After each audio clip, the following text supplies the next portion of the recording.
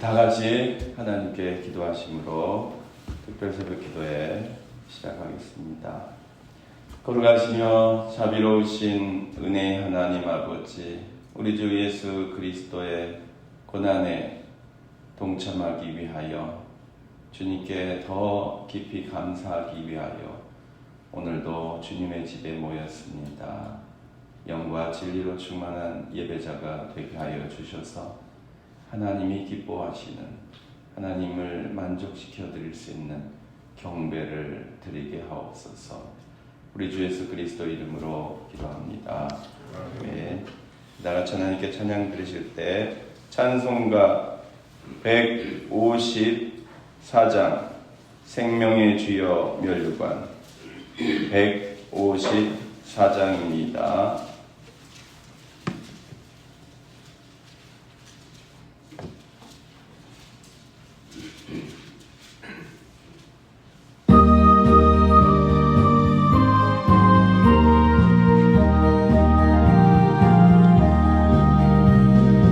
생명의 주여 멸류관 받으시옵소서. 날 위해 쓰신 관 나 기억합니다. 저 겟세마네 기도를 늘 기억하게 하시고 그 십자가의 은혜로 날 인도하소서. 누셨던 무덤 내게도 보이시옵소서. 잠드신 동안 천사가 굳게 지키었네. 저 겟세마네 기도를 늘 기억하게 하시고 그 십자가의 은혜로 날 인도하소서. 마리아처럼 새벽에 주께로 갑니다. 빈 무덤 내게 보이사 날 가르치소서. 저 겟세마네 기도를 늘 기억하게 하시고 그 십자가의 은혜로 날 인도하소서. 고난의 작은 날 위해 함하셨나이다. 나 항상 나의 십자가 날 곁에 하소서.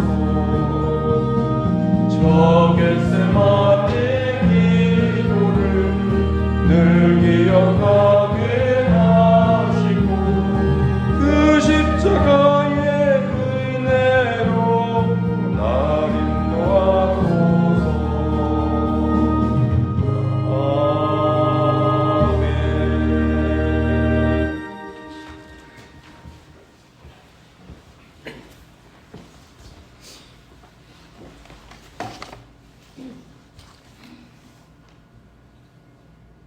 죄로 인하여 영원히 죽을 수밖에 없는 저희들을 위하여 축복 성자 예수님을 보내주시고 십자가에 못 박히게까지 하시기까지 하신 하나님 아버지의 그 크신 사랑과 은혜에 감사와 찬양을 드립니다. 아멘. 주님께서는 우리의 죄를 위해서 십자가를 지시고 고난의 언덕을 올라가셨고 우리의 죄를 위하여 보배 피를 흘리셨지만 저희들은 육신의 안위를 위해 살아왔음을 고백합니다. 주여, 주님, 우리의 죄와 허물을 용서하여 주시옵소서. 주여. 주님, 고난주간을 맞아 새벽 예배에 나오게 하시오니 감사드립니다. 은혜로운 말씀과 지역원들의 찬양으로 우리의 영이 거룩하게 하여 주시옵소서. 아멘. 우리가 십자가를 바라볼 때마다 우리 마음의 큰 고통과 염려가 사라지게 하시고 오직 주님만을 바라볼 수 있게 하여 주시옵소서. 아멘. 그리하여 나의 겉옷을 벗고 주님 주시는 의의 새 옷으로 갈아입게 하여 주시옵소서. 아멘. 주님, 종려나무를 흔들며 호산나를 외칠 때 나만을, 우리 가족만을, 우리 교회만을 위한 주님을 기다리지 말고 가난하고 소외된 사람들과 모든 세계 열방의 백성들을 위해 오시는 구원의 주님을 만날 수 있기를 기도하게 하여 주시옵소서. 아멘. 주님, 사순절 기간 동안 각 가정이 주님께 두 손 모으고 아내는 기도에 응답하시어 우리에게는 건강을 주시옵시고 어려운 경제 속에서 흔들리는 가정에 넉넉함을 주시옵시고 영적으로 흔들릴 때마다 주님 안에서 평안과 기쁨을 얻게 하여 주시옵기를 간절히 바라며 우리를 사랑하시는 예수님의 이름으로 기도드렸사옵나이다. 아멘. 하나님의 말씀은 누가복음 22장 21절에서 34절까지입니다. 누가복음 22장 21절부터 34절까지의 말씀, 저와 여러분이 한 절씩 교독하시겠습니다.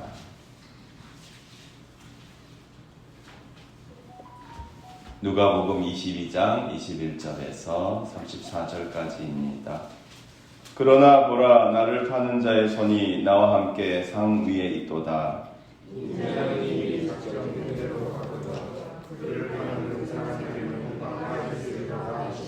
그들이 서로 묻되 우리 중에서 이 일을 행할 자가 누구일까 하더라. 예수께서 이르시되 이방인의 임금들은 그들을 주관하며 그 집권자들은 은인이라 칭함을 받으나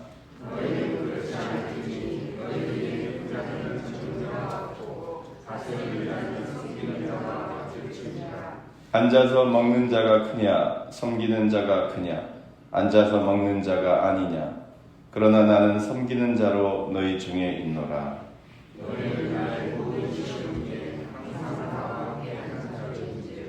내 아버지께서 나라를 내게 맡기신 것 같이 나도 너희에게 맡겨.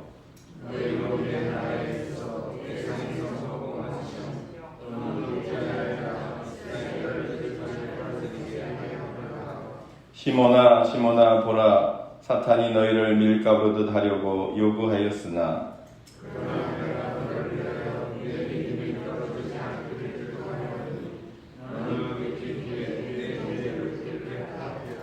그가 말하되 주여 내가 주와 함께 오게도 죽는 데에도 가기를 각오하였나이다.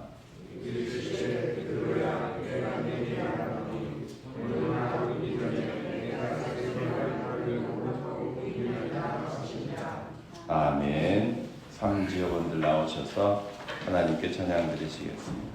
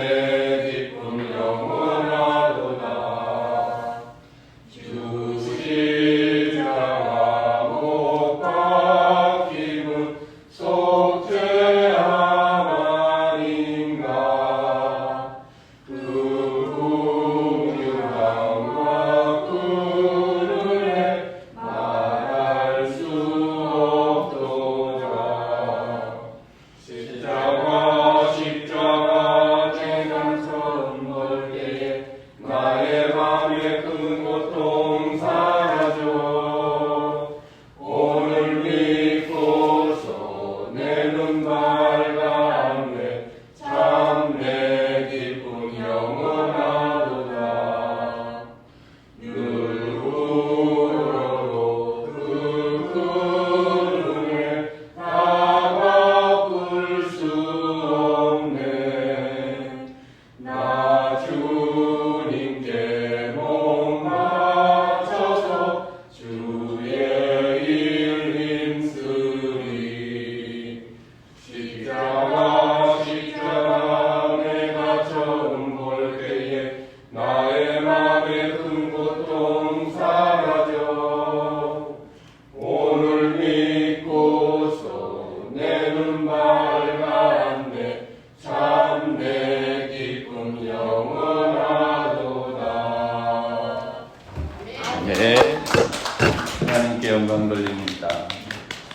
걸어가신 하나님, 주님은 우리의 찬양을 기쁘게 받으시며 우리의 기도에 응답하시며 진리의 말씀으로 우리를 감동 감화하시며 변화시키시며 새롭게 하심을 믿습니다. 이 시간 주의 성령께서 전하는 자와 듣는 자에게 충만히 임하시고 역사하셔서 하나님의 말씀이 똑똑히 들려지게 하옵시고 깨달아지게 하옵시고 말씀이 살아서 역사함을 체험하게 하여 주시옵소서. 말씀이 살아서 우리의 삶을 관절과 골수를 찔러 쪼개듯이 분별하고 치유하고 회복하는 놀라운 열매의 역사를 허락하여 주시옵소서. 예수 그리스도 이름으로 기도하였습니다. 네, 할렐루야. 네, 우리 서로 한번 축복합시다. 예수님의 사랑으로 축복합니다. 네, 고난주간 이제 절반이 지났습니다. 이 고난주간은 원래 그 6월절 무교절 그 명절을 지키던 그것이 예수님께서 6월절 양처럼 십자가에 달려 죽으심으로 우리 기독교 신자들의 아주 소중한 영적인 훈련이자 또 주님의 은혜를 기억하고 주님의 은혜에 동참하는 특별한 기간이 되었습니다. 오늘은 성목요일이라고 하는 날인데요. 몬다이 더스데이. 우리가 읽은 본문은 목요일날 일어난 일일 수 있습니다. 자, 이제 6월절 잔치 준비해야 되는데 예수님께서는 계획적으로 이 식사를 준비하게 하십니다. 우리는 예수님의 생애에서 수많은 예기치 못한, 그래서 주님께서 즉흥적으로 즉석에서 반응하시는 것처럼 보이는 많은 사건들을 알고 있습니다. 갑자기 뒤에서 옷을 만지는 여인, 소리를 고래고래 치는 맹인, 그리고 어쩌다 마주친 것 같은 과부의 장래 행렬, 우리는 이것들을 다 우연이라고, 그때 그 시간에 어쩌다가 우연히 일어난 사건들이라고 생각할 수도 있습니다. 그런데 성경은 일관되게 예수님께서 말씀대로 이 모든 것을 이루셨다라고 계속 증언합니다. 우리가 보기엔 예수님께서 어쩌다 길 가시다가 사마리아 성으로 가시다가 여인 만났고 나병 환자들 만났고 우연히 겹쳐서 특별해지신 것 같은데 성경은 모든 것이 예수께서 말씀대로 하셨다라고 기록하고 있는데 예수님도 계획적으로 움직이셨다는 것을 알 수 있습니다. 예루살렘 입성하실 때 나귀 새끼를 미리 준비하게 하시고 오늘 또 우리가 읽은 본문 앞에서 6월절 이 식사도 미리 다 준비가 되어 있었어요. 아무튼 그렇게 준비되신 길을 가셨다는 것이 중요합니다. 예수님의 십자가는 준비된 것이고 계획된 것이고 이미 다 알고 있었던 것이고 제자들만 애써 회피하고 부인하고 무시하려고 했어요. 하지만 예수님은 스스로 계획하시고 하나님의 계획을 받아들이셨고 그리고 제자들에게도 누차례 경고가 아니라 예고를 하십니다. 내가 십자가에 달려 죽은 다음에는 이러이러하리라 라고 분명히 말씀하셨습니다. 그래서 오늘 이 최후의 만찬도 예수님께서 계획하시고 또 준비하셨다는 것을 염두에 두고서 이 말씀을 보았으면 좋겠습니다. 오늘 우리는 예수님의 마지막 만찬, 최후의 만찬 또는 6월절 만찬 어떻게 표현하든지 식사하는 자리입니다. 그런데 이 식탁에 예수님의 제자훈련의 마지막 정점 아닙니까? 3년 동안 갈릴리에서부터 온 세상 함께 다니면서 두로와 시돈, 요단강 동편 어디든 함께 다녔던 이 제자들과의 마지막 식사예요. 그런데 이 마지막 식사에서 우리는 제자들의 실패를 확인합니다. 예수님이 몇 년 동안 수고하시고, 예수님이 누구십니까? 보통 사람이 아니고 하나님의 아들이시잖아요. 그런데 예수님의 지도를 친히 받은 제자들이 실패자였다는 거예요. 21절 나를 파는 자의 손이 나와 함께 있도다. 12명 중에 한 명은 배신자예요. 반역자예요. 유다는 앞부분을 나중에 읽어보시면 아시겠지만 이미 대제사장들과 사주에서 그들의 음모에 동조해서 예수님을 팔아넘기기로 이미 약정하고 돈부터 받았습니다. 이미 범죄가 시작되었습니다. 배반이 이미 시작되었고 이제 시기만 노리고 있는 거예요. 밥을 먹고 있는데 떡을 떼주시는데 언제 이 선생님을 넘겨야 되나? 그것을 머리 굴리고 있는 거예요. 그 사람과 함께 밥을 먹는 것입니다. 가룟 유다는 예수님을 배신했습니다. 유대인의 지도자들과 담합하기 전에 이미 그의 마음은 예수님을 떠났다고 봐야 되겠죠. 예수님을 떠났기 때문에, 마음이 떠났기 때문에, 믿음이 사라졌기 때문에 그들에게 찾아간 것이죠. 예수님과의 관계, 수직적인 관계에 문제가 발생했습니다. 그런데 여러분, 주님을 배신하면 그것으로 끝나지 않아요. 공동체를 배신하는 거예요. 공동체를 망가뜨리는 거예요. 공동체를 균열시키는 거예요. 교회는 언제 가장 큰 위기에 처하는 거예요? 믿음이 없어질 때 위기에 처하는 거예요. 한 사람의 믿음이 사라질 때 그 공동체는 위험해지는 것입니다. 그래서 어린 양 한 사람, 잃은 양 한 사람을 지켜야 되는 이유가 되는 것입니다. 한 사람이 실족하고 떠나갈 때 그 공동체는 파괴되는 거예요. 흔들리는 거예요. 나를 파는 자의 손이 나와 함께 상위에 있도다. 인자는 이미 작정된 대로 가거니와 그를 파는 그 사람에게는 화가 있으로다. 예수님을 팔고 가버리면 그것으로 끝나는 것이 아니라 그 다음이 있잖아요.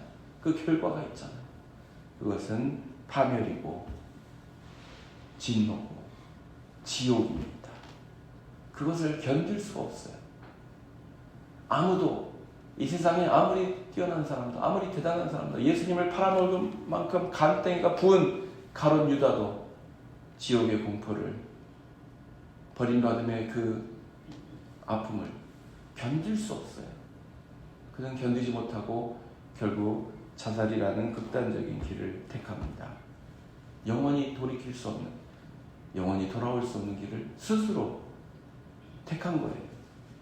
견딜 수가 없어요. 돌아오면 기회가 있습니다. 아니, 떠나지 않으면 기회가 있습니다. 그런데 그는 이 아름다운 식탁을 떠나버리죠. 요한복음은 그가 떠났을 때 밖이 어두웠다고 말하고 있죠. 어둠의 세상으로 가버립니다. 빛의 주님이 내 앞에 계시는데, 생명의 주님이 내 앞에 계시는데, 생명의 주님께서 생명의 떡을 주시는데 어떻게 그 떡을 받아먹고 어둠 속으로 떠나버릴 수 있습니까? 배신을 하더라도 붙어 있으면 돼요. 회개하면 돼요. 떠나지 않으면 되는 거예요.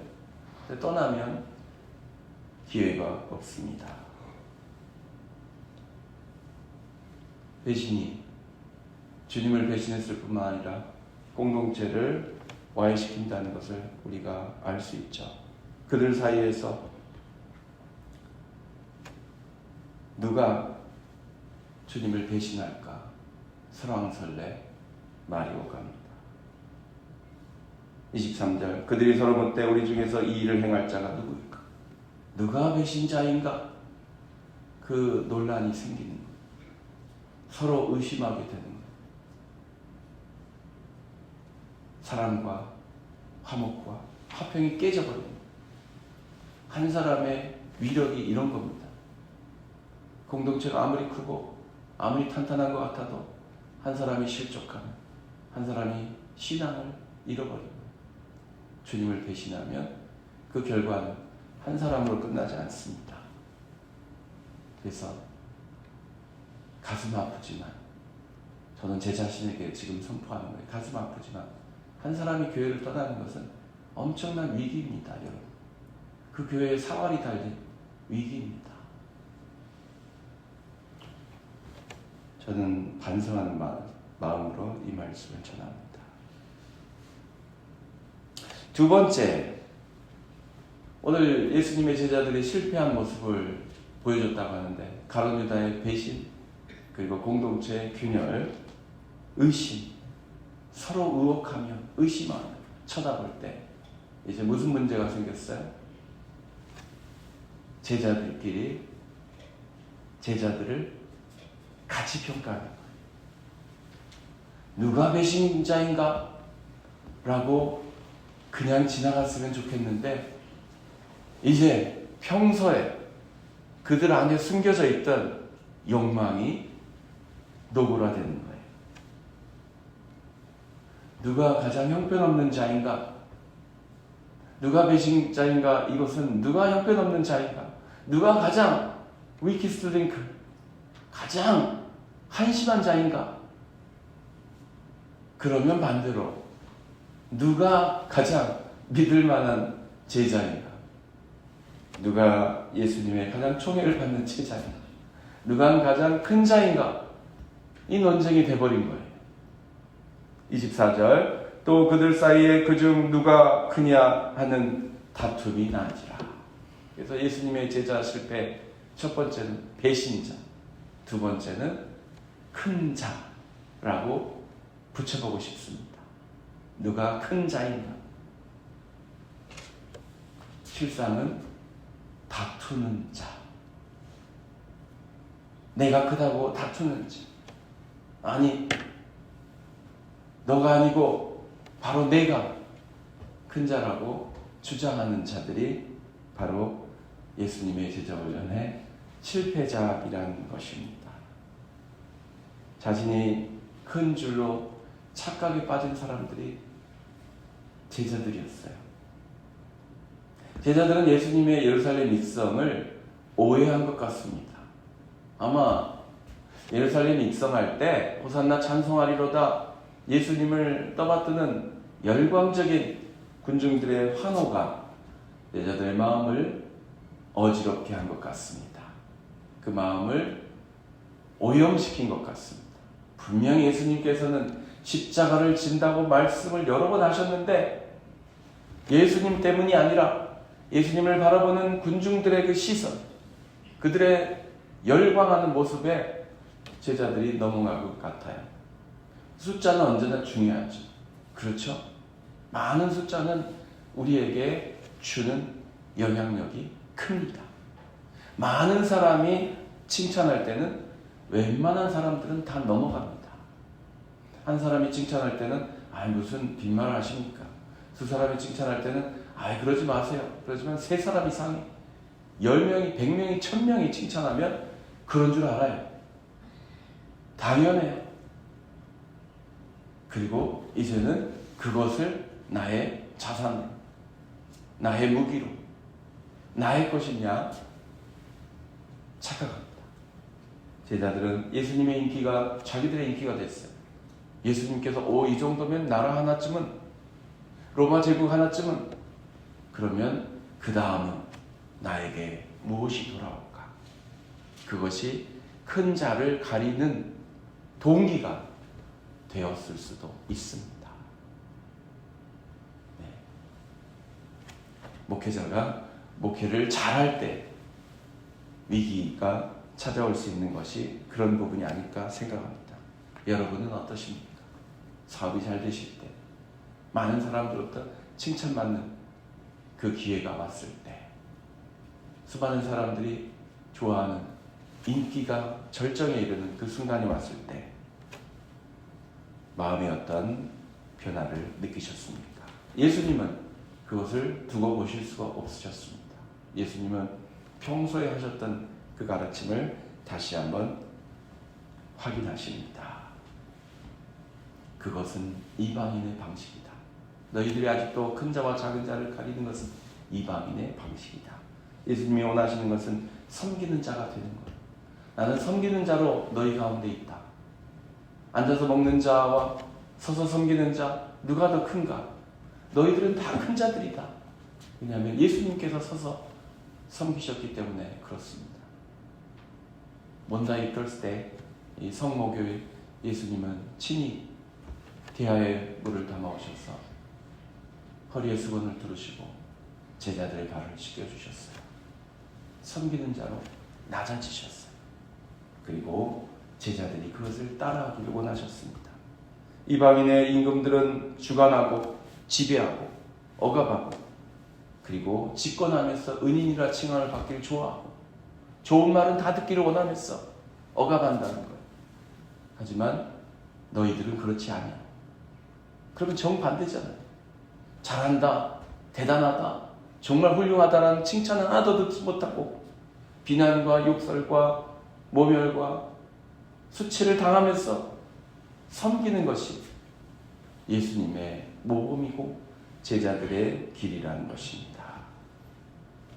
그리고 한마디 인정을 해주셨어요. 우리 28절부터 30절까지 한번 같이 읽으실까요? 너희는 나의 모든 시험 중에 항상 나와 함께한 자들인즉 내 아버지께서 나라를 내게 맡기신 것 같이 나도 너희에게 맡겨 너희로 내 나라에 있어 내 상에서 먹고 마시며 또는 보좌에 앉아 이스라엘 12지파를 다스리게 하려 하노라. 아멘. 어떻게 하면?